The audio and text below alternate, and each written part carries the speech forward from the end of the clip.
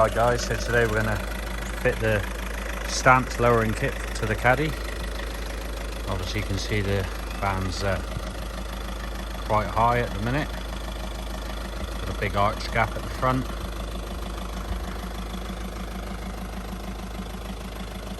A massive arch gap at the rear.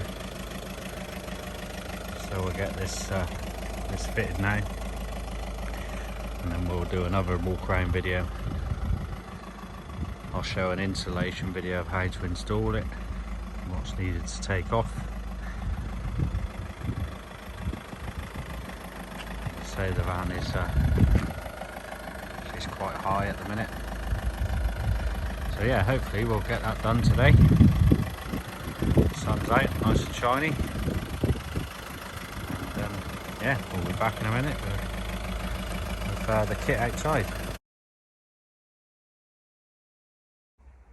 And then guys, back at it. So I went for the Stance Plus kit coilovers, and then I bought some new top mounts, because when you take them off, chances are the top mounts on your van, if you're going to do them yourself, is that they've probably been on there from new and they're going to have snapped the bolts. So I've got some fresh top mounts. New set of disc and pads will do while we're there. Bit of silver paint just to tidy the calipers up. Opening this kit, I mean, it's a lovely kit. I've opened it up already. Got a set of rear stance rear shocks, and then you get a stance key for tightening up the coilovers, and then get yourself a lovely stance coilover kit, which yeah, looks pretty good. So going back to the van, obviously this is my old shock. Tried to undo them, the bolt snapped on the top mount. Obviously you can see they're quite rusted and corroded, so we're never going to be able to use them again.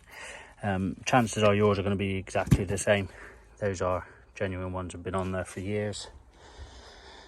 Coming back round to the van, bits you need to take off. Get your wiper motor out of the way.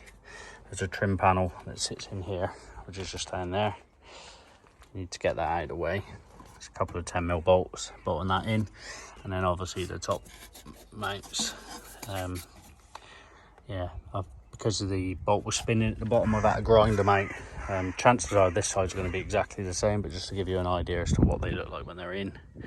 This is obviously the original still in there. So yeah, we'll crack on with that. To get it off, obviously drop links had to come off.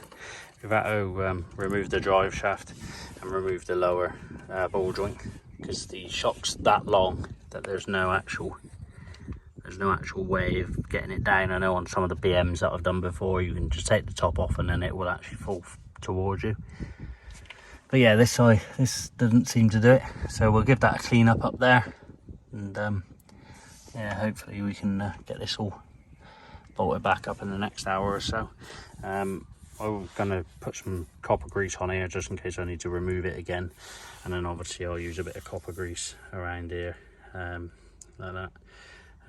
Yeah, and then we'll replace the disc and pads and spray the calipers up, get them looking clean, and that's about it. So yeah, I'll crack on and put it back together, and then I'll come back to you once one side's done. Okay guys, so we're back. Brake discs are on, calipers have been painted, stance coilover set. Just got to adjust our ride height by spinning these down to lower it and up to higher it. Up on the top, I've used new bolts and washers. That's a bit of the old bolt there. New bolts and washers up on the top, just get that done. And then I will put some copper grease on top of there, just a bit rusty. That's it on. We'll lower it down now and we'll see how we get on. And there you are guys, the front's done, the rear's still got a big arch gap.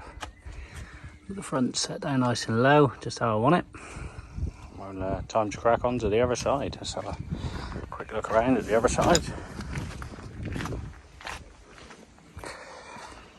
As you can see, massive arch gap, so we'll get this side done.